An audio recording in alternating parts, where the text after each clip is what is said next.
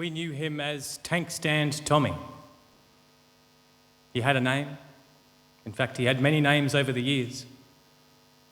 He had a name his mother whispered when he was small, but that name is only known by the Lord now. He had a name his teachers called him, a name his friends would yell in the yard, a name he gave when he crossed the seas to serve our nation. For this is what so few of us knew.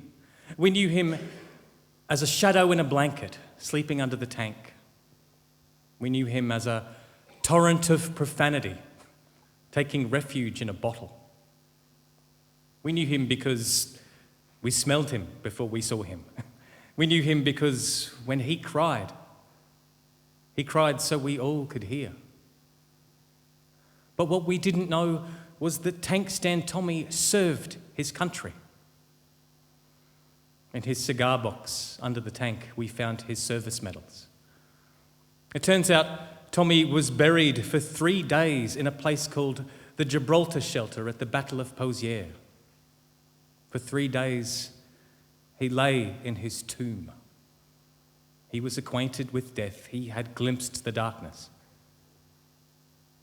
Is it any wonder when he was returned to us, he found himself unable to sleep within walls?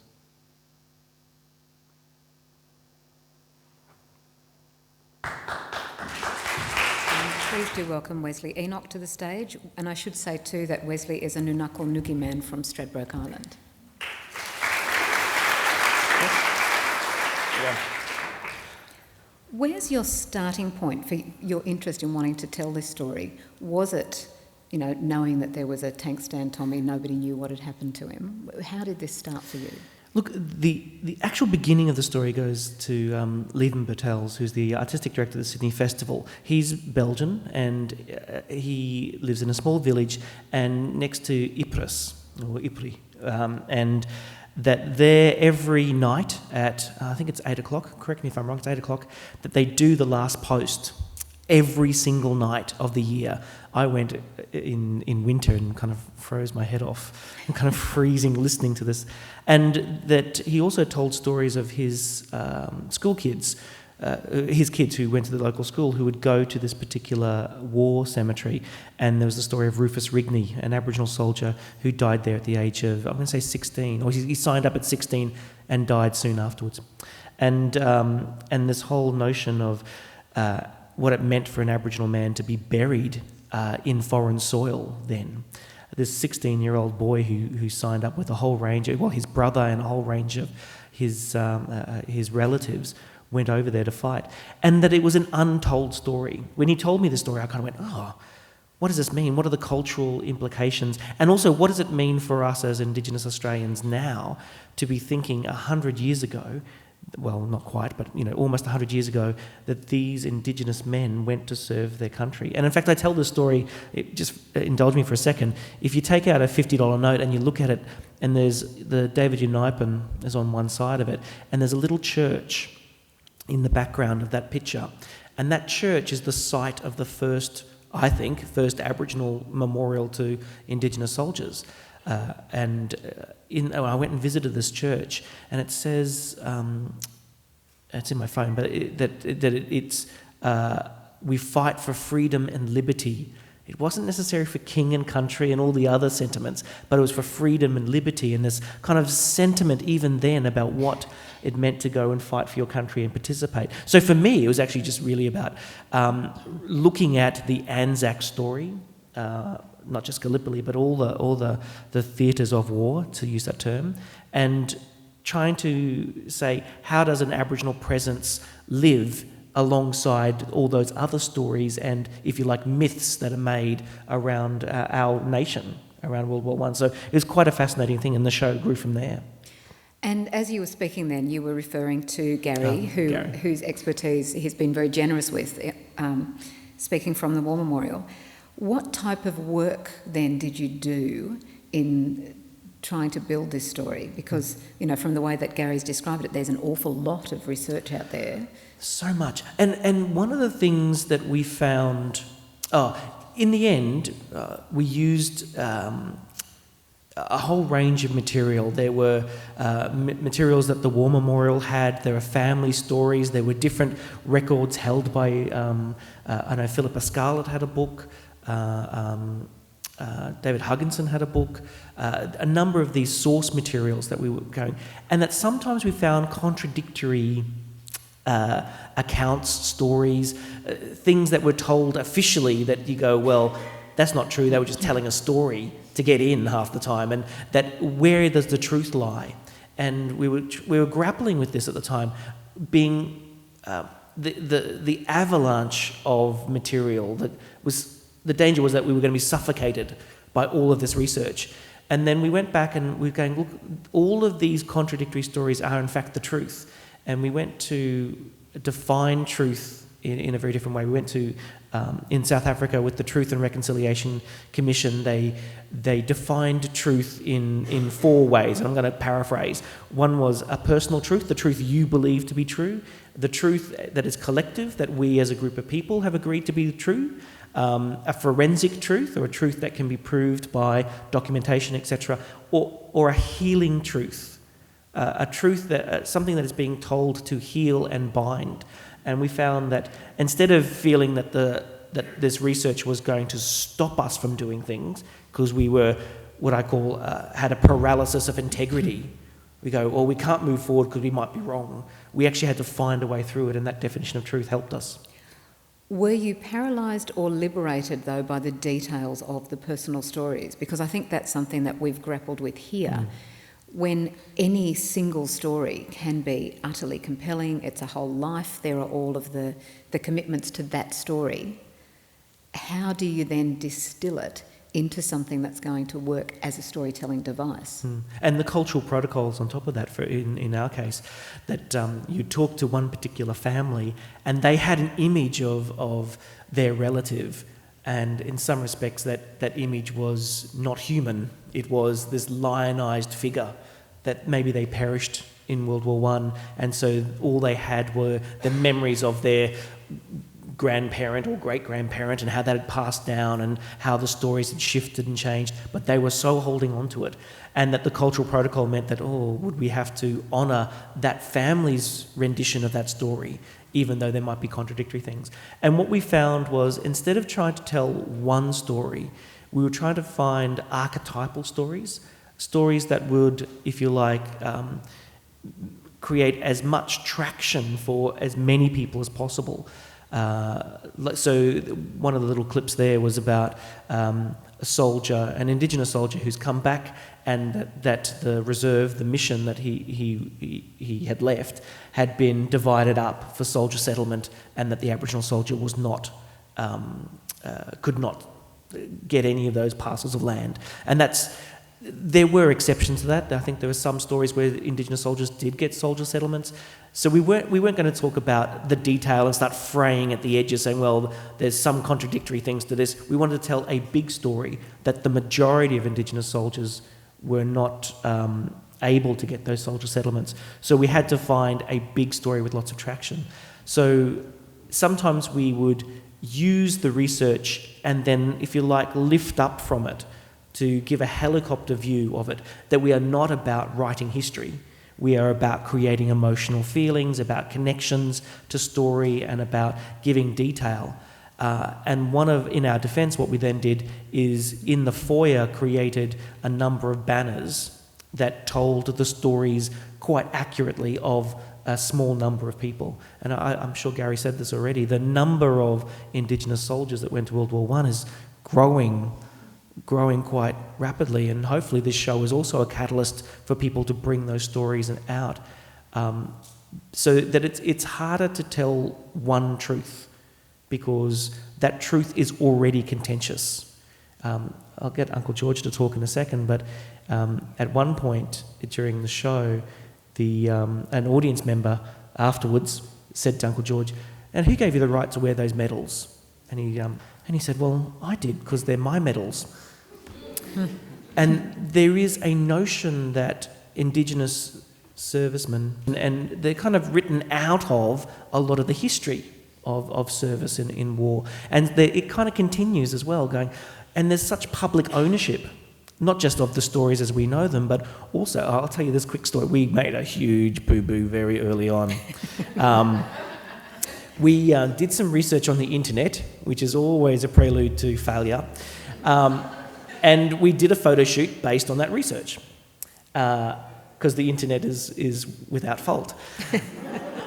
And as soon as that image went out there and it started to get around and around, and people were saying, oh, that's not right, and that's not right, and that's not right, and that's not right. And suddenly you go, how much there is this kind of public ownership of these images. Theatre people, by our very nature, go, no, what's the effect of it? What's it feel like? And we're in this constant dialogue between what's the impression, what's the feeling, and what's the accuracy, what's the kind of the nuts and bolts, the screwed down truth of things.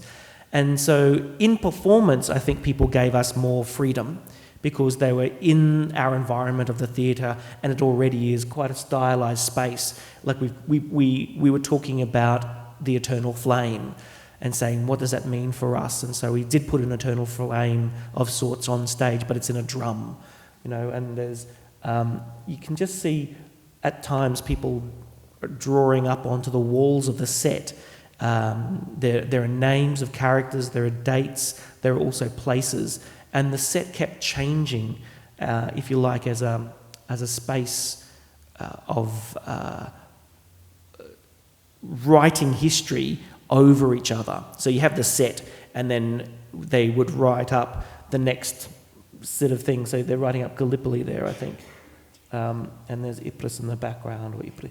Can you tell us more about the process of the decisions that you make when you're trying to decide how you do a war landscape on stage? Because I imagine you had to go through lots of options before you decided that the war is inscribed on the stage with words. Yeah. So tell us about the creative process in doing that. Well, two things. One, we thought that this play was a memory play, and we eventually, as the show was being devised, used Uncle George as a point of reference to reflect that this man, who eventually stands there in his suit with his medals on, and those medals are from Vietnam though, but this idea of a man reflecting back on life and the contribution was very important. And that film can do things like we watch, Saving Private Ryan, even though it's World War II, but that sense of going, well, what does that mean? The representations of war in film, and going, theatre just cannot do that. And so it was really about trying to spark the imagination of the audience, and we felt that words were going to do that more for us, or sound.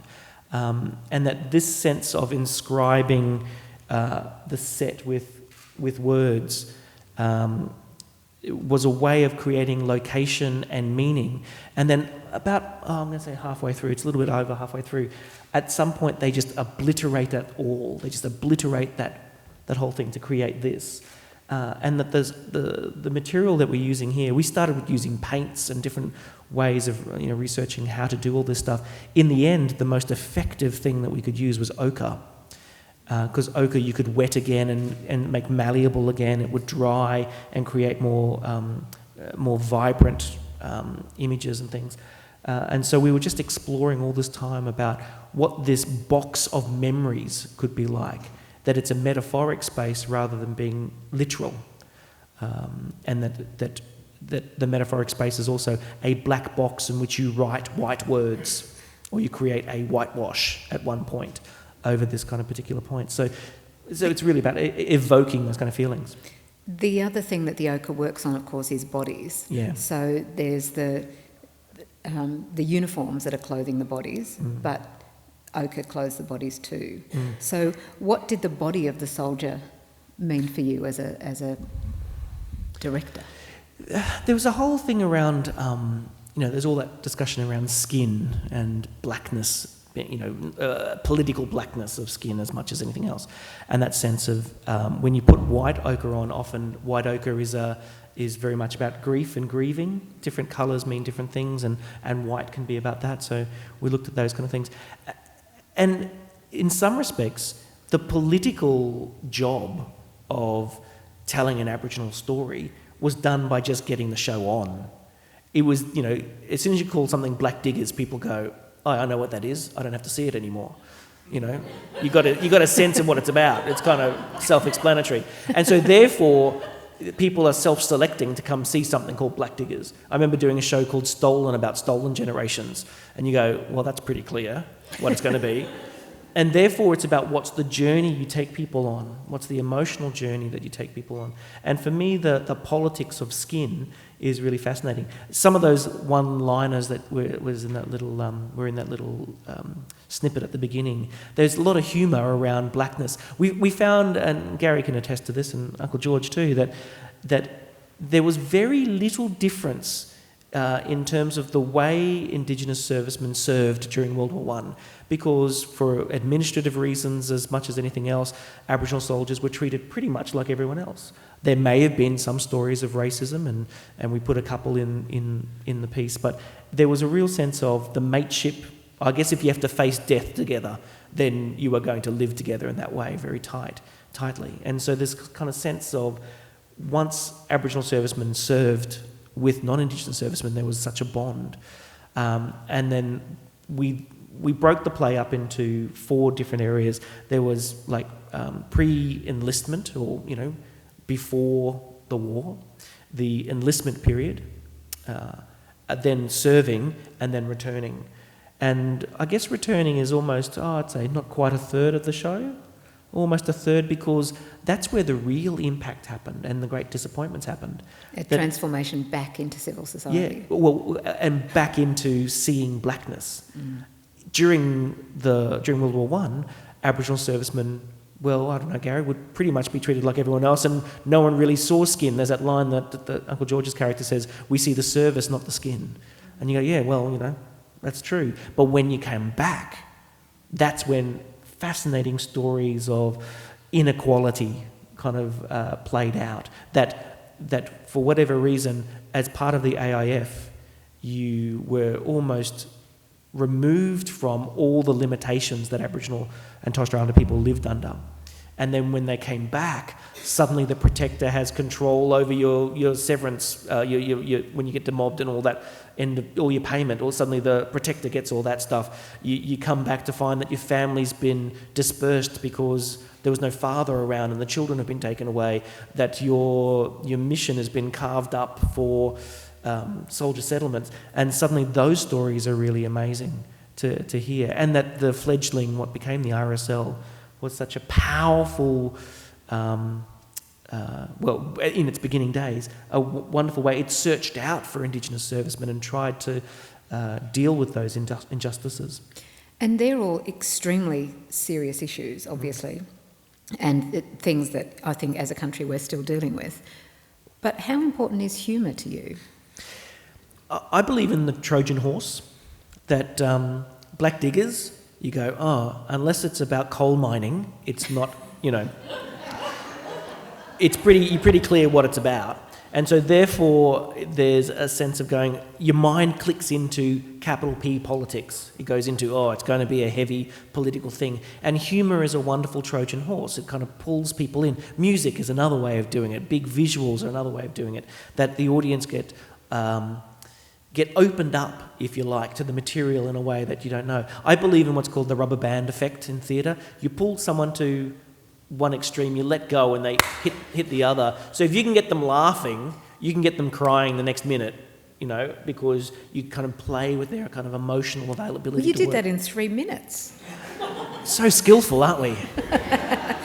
Look, you mentioned the music. Can you explain the music? Because from what I understand, that's not a literal case of going to the archives, finding World War I music and using it. So what did you do and what were you wanting to do? The tunes, well, the majority of the tunes in the work, there's 2 types. One is because of the connection to missions and Christianity at the time, a lot of people who signed up came from those reserves, and we put ourselves in that situation and thought, kind of church music was really amazing, especially when Indigenous servicemen are going to the Middle East, going to the Holy Lands, what that may have meant to them if they came from that Christian background. And so there were a number of hymns all the way through, and that there are also certain tunes that are kind of tunes that are passed down from different theatres of war, and so we used those tunes through archival research and then changed the words as they kind of evolved along the way. So if people know some of this music, we'll go, oh, that sounds familiar, but that's not the words that go with that particular music. So we shift it to change the perspective that's in there. And I get these two guys to sing, but they nah. Did you ever consider whether you would include the story of Aboriginal women and the home front, or was it always going to be a story about the black diggers on their own? We went through a process of that. One of the issues for us is that a lot of the records of Indigenous servicemen were written by non-Indigenous people, and so not that I don't trust white people. White people are some of my best friends, but there's a point where you want a kind of an Aboriginal perspective of that. And then we started to go through going, oh, who's written about Aboriginal women at home? And there wasn't a lot of it, to be honest. And where are Aboriginal and Torres Strait Islander women at the war, there. And I know that we've got one story of an Aboriginal woman who in fact came through Canada.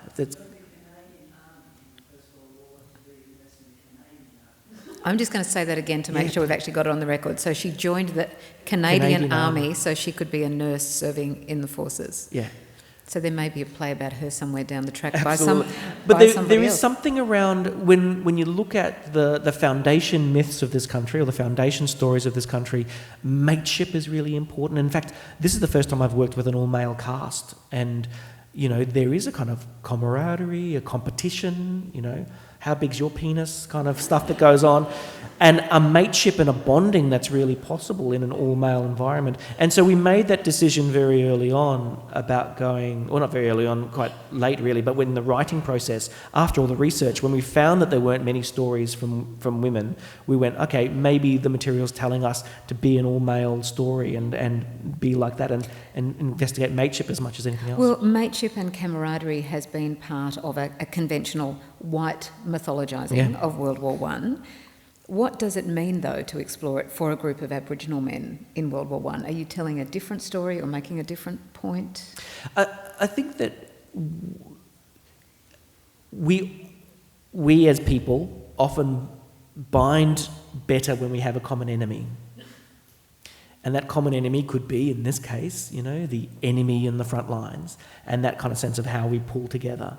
And that one of the issues for us in the show is, how do you play blackness, how do you play whiteness when you have multiple characters played out on stage? And you didn't see any of that, but there's one moment when one of the characters is captured by a German soldier and put into a prisoner of war camp for non-white prisoners. So there's, Indians, Pakistanis before they were Pakistan, the kind of...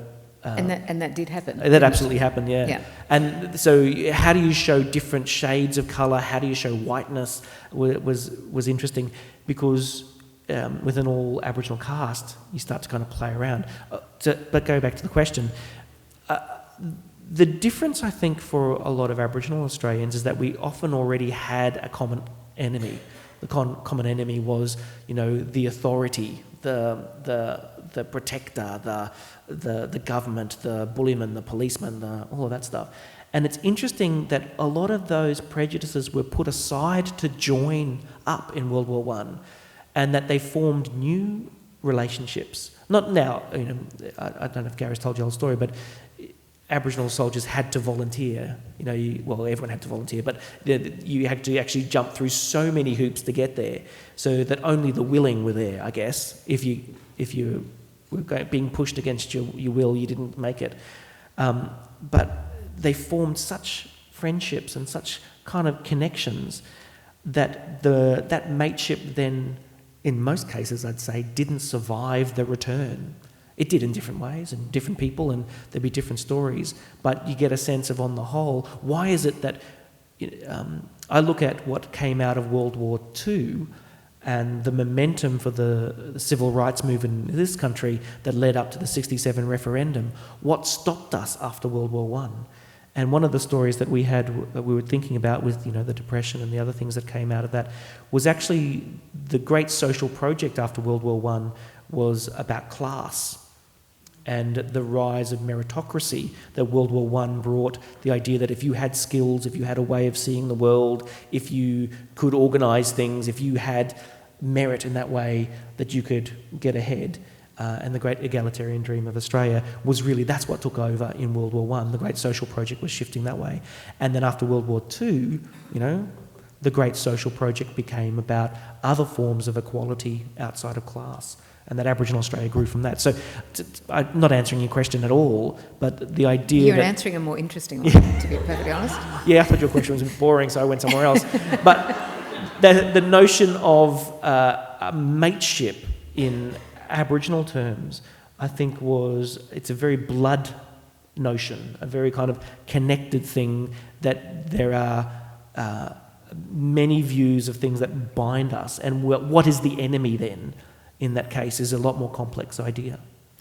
Well, and it also more and more makes this whole project of looking at the centenary of World War I a story about return and aftermath, because more and more it seems that adds poignancy to this whole story that could be a really powerful, empowering story. So what is it, the story of Black Diggers, for you? Is it angry? Is it poignant? I mean, is it something that's... I mean, I imagine there's pride in there, but immense sadness. I mean, how do you understand this as a process of storytelling? Look, I think it's... for me, it's a story of responsibility, that these Indigenous servicemen felt they had a responsibility to protect the country, fight for the country, do things, and they acted out that responsibility in that way. And then the responsibility to each other as servicemen out there on the field, and then the sense of that responsibility being eroded, or the mutual responsibility of the other side being eroded as they came back. And that now, as a contemporary storyteller, that our responsibility to make sure those stories get told. Does that put extra pressure on you, though, as an Indigenous storyteller, that you feel that these are the stories that you're obliged to tell, when in fact these are the stories we should all be obliged to tell? I mean, this is a room full of history makers and heritage professionals. Does it mean that you feel the weight of an extra sort of moral imperative to tell these lost stories? Oh, look, I never think of my Aboriginality as a burden. I always think of it as an incredibly exciting, defining feature of the way I see the world. And so, to see these kind of stories, and I've got pictures of my grandfather who went to World War II, and his medals are on my family's wall there. And that sense of going, wow, that's an amazing story to know and to tell, and the repercussions of those stories. So for me, I actually feel really sorry for white people who don't have a really defining story to tell. Because, poor things, they're like, you slice white bread, you put butter on it, you eat it. But when you've got an Aboriginal story to tell, you feel the uniqueness of it. And that it comes with cultural responsibilities and protocols and a whole range of things. But I think most people have those feelings anyway, those sense of responsibilities. It's a unique perspective, and that it's not to obliterate or to blackwash other forms of storytelling. It's to add into that rainbow a different colour. And that it's not black or white, but it's saying, oh, here's a thread, think about this. And that we, I keep changing metaphors, but as we weave the history of this country together, a rainbow fabric, then, that here's another thread to it. And that the joy of everyone in this room, I don't know, look, no one's all white, are they? No one's all white. No one's all black. Everyone's a mix of things in this country. It's a fantastic kind of sense of it. And that when a story is not told, that we all are deficient because of that. So when I hear a really amazing story of, let's say, our foundation stories, you go, wow, that's an amazing thing to add to the canon, not to overtake or to wipe out what has happened before, but to add to it all the time. But I want to keep you adding to it, you see. I mean, part of the storytelling of this last couple of days was hearing about, for example, the Torres Strait Islander soldiers of World War II yeah. and the extraordinary numbers of them. And that feels like a story that could be, told in lots and lots of really interesting and creative ways. And have you got your eye on that one? It's interesting. If you talk to... anyone know Aaron Faso up in Cairns? Yeah. And he did a short film it was a contemporary film based on the military service of Torres Strait Islanders. And you go, yeah, they're warrior breed up there. They go scary. But that sense of that... you all know this anyway, but that notion of by telling history, we are actually revealing more about ourselves today. And that sense of saying where we are today as Aboriginal Australians, or Indigenous Australians, if to use that term, though Andrew Bolt likes to use Indigenous now. He likes to think of himself as Indigenous because he was born here, but... Don't mention his name. Well, no, someone said, yeah, he can be Indigenous. He's as Indigenous as the cane toad. You're born here, but you may not want to be here later. But that sense of how those stories come through is very important. And I don't know, there are a plethora of stories out there. You're trying to find the story that will resonate. It's that thing where you're just on the glass, and just that right note that'll hit a harmonic, that'll hit the two tones at the same time that can resonate. That's what you're trying to find. Not, as a theatre maker, you're not trying to tell everyone's story and to be kind of literally responsible to make sure everyone's story is being told, but to hit a note that will resonate. And Black Diggers has seemed to have done that too. Well, it does seem to have done that, and I know we don't have much time left and that you need to go to another meeting, but I wondered if we could actually get a comment from you, Uncle Mr. George. Bostock, about what it means to you that this, as a veteran yourself, what it means to be a part of this story of Black Diggers. Find your light, Uncle George, find your light. Should It's be on. It's on. Hello.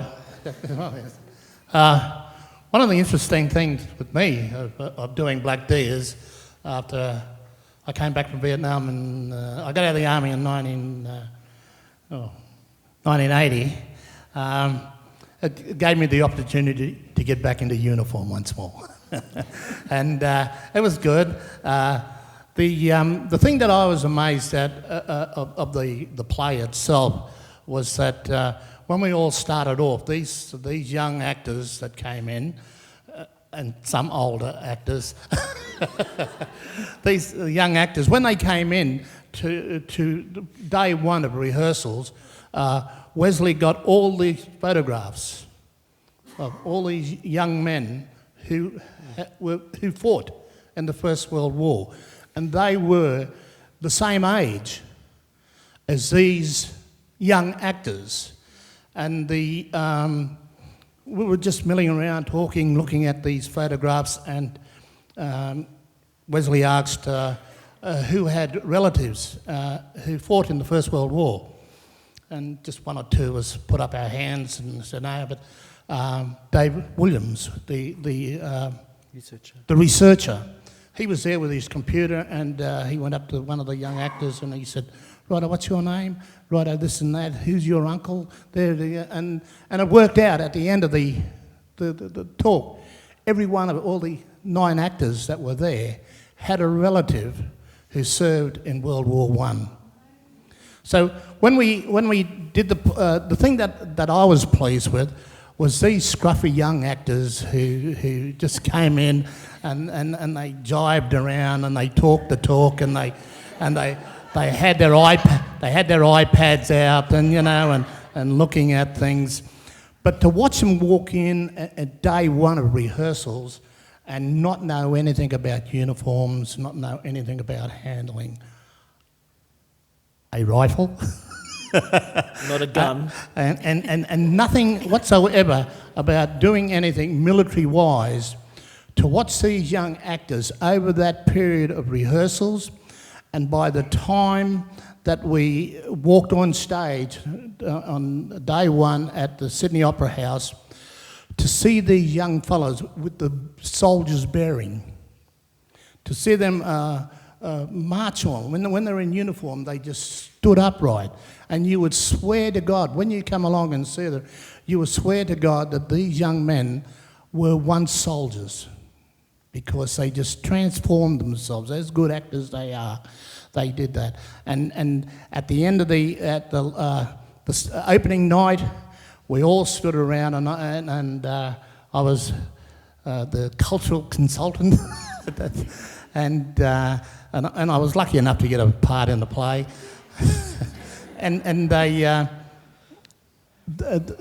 we stood and we spoke to these young actors, and you could see where they transformed from actors into being those young individual men who fought in the World War. They were them.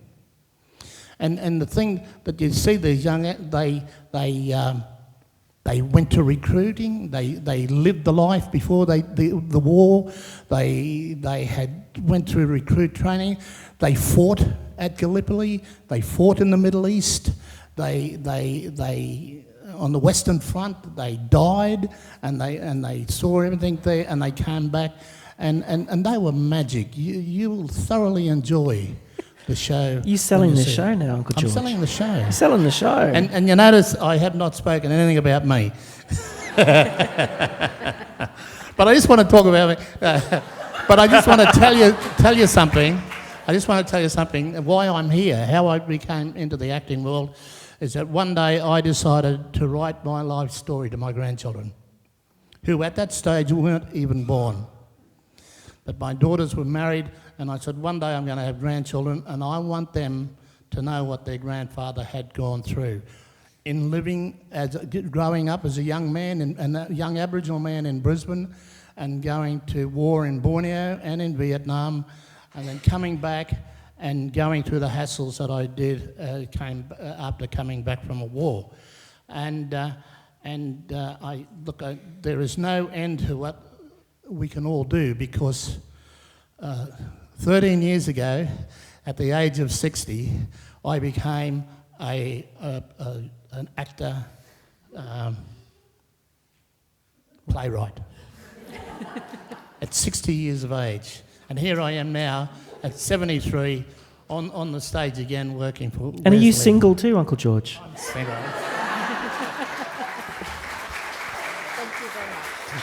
I've been waiting to finish with Wesley by saying that, so thank you, Wesley. Thanks, Uncle George. Thank you very much to George, and I'd like to say thank you again to Colin Smith and indeed to Wesley Enoch, who is the Artistic Director at the Queensland Theatre Company. Please do thank him for us. Thank you.